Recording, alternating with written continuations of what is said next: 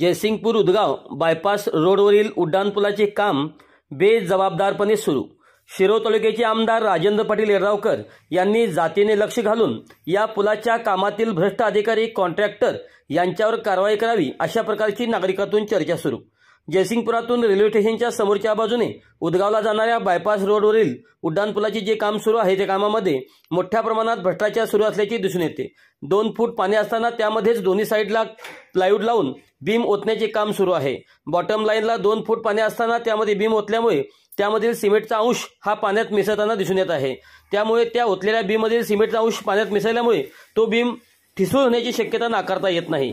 त्यामुळे भविष्यात त्या पुलाला धोका निर्माण होऊ शकतो अशा प्रकारची चर्चा नागरिकांतून सुरू असल्याची दिसून येते।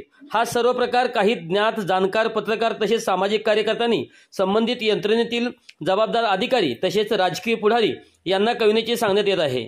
त्यामुळे या उड्डाणपुलाच्या सुरू असलेल्या बेजबाबदार व भ्रष्ट बांधकामाकडे लोकप्रतिनिधी लक्ष देतील का अशा प्रकारची चर्चा नागरिकांतून सुरू असल्याची दिसून येते।